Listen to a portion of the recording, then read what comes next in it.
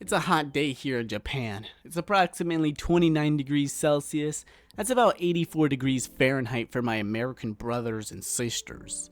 Today, we got something pretty important to speak about, and it all starts with you. Yes, you, my subscriber. Many of my subscribers are gamers. Hell, my channel focuses on games. I'm a gamer. But while that may be the case, I find myself asking the question, what happened to games? I know it seems like in my reviews that I'm always super pessimistic, and I always have this super mean look on newer games, but I do like to give good constructive criticism and find ways to fix these issues so that me and the people watching my videos are able to enjoy the game to the fullest extent. And before we get started with this video, yes, I know nothing will ever change. Games aren't what they used to be, and they'll never return to being full experiences on launch for the small price of $60. But I want to take a look at a few trends that have stunted the growth of gaming and have given it such a bad name. So sit back as I ask the question, what happened to gaming?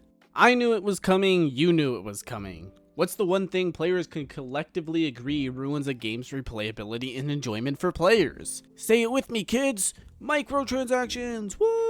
So, because I'll assume you have no idea what a microtransaction is, I'll put it in simpleton terms. A DLC is not a microtransaction. If a DLC adds major gameplay features, new locations, weapons, customization options, and game modes, it's not micro. I don't know why I feel the need to announce that, but I feel like someone, somewhere with a dent in their skull, will find a way to make it about themselves. I'm not going to go into the history of microtransactions like many other YouTubers would, but I'll go over a few examples in order to paint a picture of what exactly I consider a microtransaction. Starting over with the larger side, we have battle passes and in-game shops in games like Fortnite, Valorant, Call of Duty, and finally the newly released XDefiant. It's funny enough because I think Fortnite is the only one that I named off with a good battle pass and shop system. In Fortnite, you pay roughly $10 and you buy the battle pass. If you fully complete it, not only will you have enough V-Bucks to buy the next season's battle pass, but you'll also get extra V-Bucks to save up or spend on a skin, emote, or pickaxe of your choice. The store prices are also not stupidly outrageous. Yes, there's a few expensive skins here and there, but the majority of them are well priced and don't look bad at all. Flipping it on its ass, we have Valorant, which might be the worst battle pass and shop I've ever seen in my fucking life. Not only do all of the battle pass skins look like shit, but you don't even get enough money back to buy the next season's battle pass, even if you finish all the tiers. The shop also is retarded. Look at some of these prices. I couldn't imagine spending upwards of $100 or buying a single skin that costs $30. These prices are crazy for a game that will at one point shut down its servers forever, just to be unplayable. And at that point, you can't sell your old skins for money, you just lose them. This isn't Counter-Strike. These skins are $30 pixels for all it's worth. COD has a really overpriced skin system, but at least they look kinda cool, and they have some new gun variants. And XDefiant, while having shitty looking skins, is at least super cheap, even for a free-to-play game. Yes, I named an entire category Destiny just to complain about the game. While on the topic of greediness in game companies, no one is more greedy than Bungie, the only company that can break off of the greediest company in the world and somehow end up more greedy. When new players go to play Destiny 2, they think, wow, what a fun, interesting looking game. Oh, it's also free? Yippee! Just to see what I like to call the wall. A $250 paywall that I almost got sucked into paying full for. You see, unlike most MMORPGs, which Destiny is an MMORPG, for you who disagree, look up what an MMORPG is again. Unlike most modern RPGs that give you all of the expansions if you buy the newest content patch, Destiny 2 is a bit different. While previous expansion content isn't exactly needed for the new content, any exotics, super, cosmetics, or raids that were introduced in that expansion are all locked behind that paywall. Is that an issue? Yeah? The answer is yeah?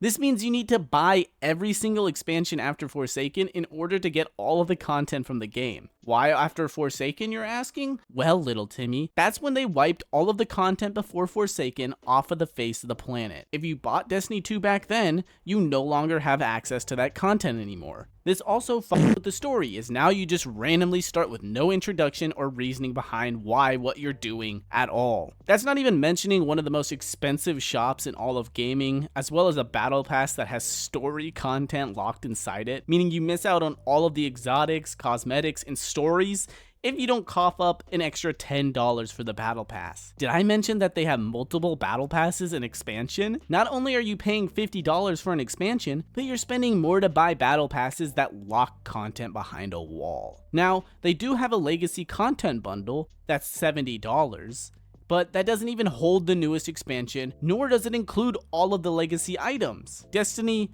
3 out of 10. Fuck you. I don't usually throw around slurs like Normie so liberally. I'm usually a silent but deadly attacker. But I'm making a stand today. Let's make gaming great again. Joke, calm down, it's just a prank.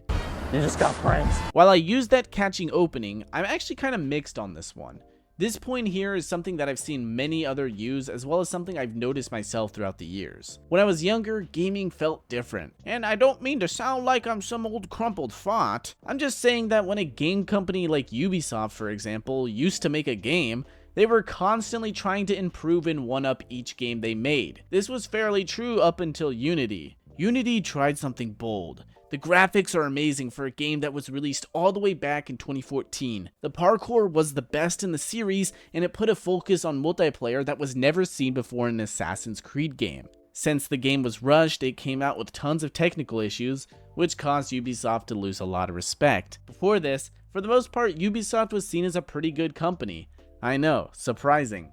Assassin's Creed 4 is seen as best in the series. Far Cry was also at its peak, but after Unity, after the failure that occurred due to its negligence, we got Syndicate, a C-tier game. Not good, not bad, but a Far Cry, get it? Shut the fuck up. Shut the fuck up. From the games that we used to get. Then we had Watch Dogs, the failure of that game. Skip a few years and we had the fall of Rainbow Six Siege, Watch Dogs Legion, AC Valhalla. Oh, what happened? We had it all going. We had it all going so good. Well, it was just Ubisoft, right? No other game studio had this issue, right? Well, we had all of Call of Duty going down the shitter. We had the horrible game that was Last of Us 2. And does anyone remember Far Cry 5? Did you play it? No? Didn't think so. Not to mention, we went from paying $60 for a full experience to paying $70 for not even 20% of the actual content that they were going to put into the game. All of the cool skins, characters, and weapons, all locked behind a battle pass. Oh, battle passes aren't your forte? How about a $60 bundle? It comes with 2 skins, 1 weapon, and a calling card. And as well as a dick to shove up your ass. To get more serious and ask the question, whose fault is it, is a hard one. Because really, no one is. You can blame whales all you want, but like, if you were rich, wouldn't you do the same thing in a game you like? If I really liked Call of Duty and it was the only game I played, I would spend my fortune on some of the things for the game. Obviously, it probably cost way less to make a skin than it does to actually put it up on the market. Let's look at Valorant. We have a skin here that costs $30, a single skin. Now, the person who made the skin got paid more than $30, but in all actuality, the worth of the skin is made up in the time he was paid for working. Do you guys think the skin should still be worth $30? I sure don't. They don't lose any money from selling the skin, so the money they paid to the worker for making the skin doesn't actually matter, because in a game with millions of players, tens of, if not hundreds of thousands of people are willing to spend $30 on a skin. And to put that in perspective, if 100,000 of the estimated 5 million estimated daily players bought a $30 skin, that would be about $3 million. And let me tell you this, it did not cost anywhere near $3 million to make that skin. And to me, this is just a hard topic, because you can easily branch this argument off into multiple different paths. Each will start their own paths, and then will end up tied into a cute little bow. And I have a striking feeling that somebody in the comments will try to start this argument. Speaking of starting an argument, I don't care if you're fat, black, gay, retarded, or white. All I care about is the game I'm playing lets me escape from having to pay bills and going to work. So when I see gamers complain that the character they're playing looks like a troll and they can't change it, I can't help feel but sad. You'll see people with a silly brain syndrome say things like, "Why does this character have to be hot?" or "It's not a realistic body type." But I find it funny considering I'm the one paying for the game. If I have to fork out 70 doubloons for a game, the character I play as should look appealing to me. be it a guy or a girl. I want my main character I think looks cool to be the main character. Not to mention that the same people who say, don't buy the game if you don't want to, will complain and call bigotry, racism, or misogyny if you don't end up buying the game. I don't have issues with games having diversity in them. There's tons of games with a diverse cast of characters that aren't pandering to an audience. They make an original character for the game in order to tell a good story.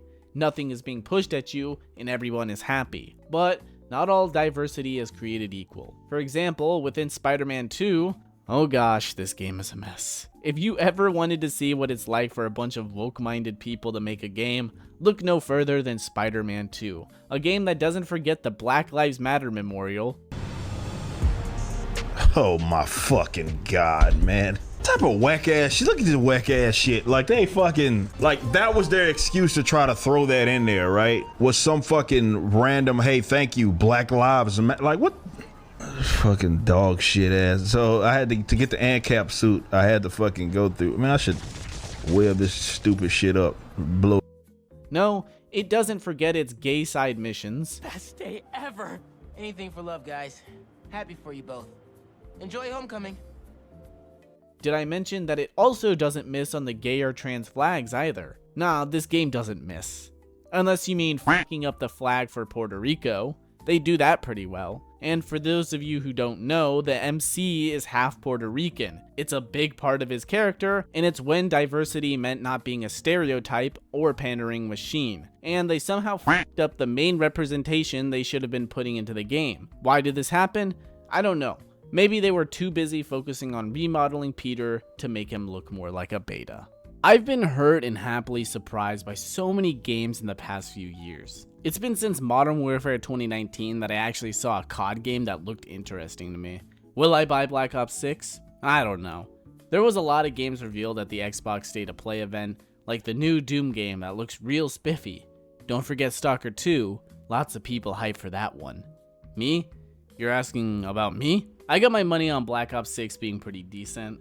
I think the Diablo DLC will probably suck dick. Stalker 2 will probably be pretty good, and I know what else. Fable character still looks ugly as fuck. A little less ugly than before, but it's still unappealing to my eyes. I think if I'm looking at a smaller AAA series, I'm definitely looking forward to what they'll do with State of Decay 3. I'd love to try out whatever they have planned for that game to make it interesting. I just hope it has a better launch than State of Decay 2. To be more serious, I think that we'll still continue to get good games. I don't think that the issue with gaming right now is a lack of good games. It's a lack of games that respect our time, money, and actual ability to think. I shouldn't need to spend an extra $120 to $200 on a game.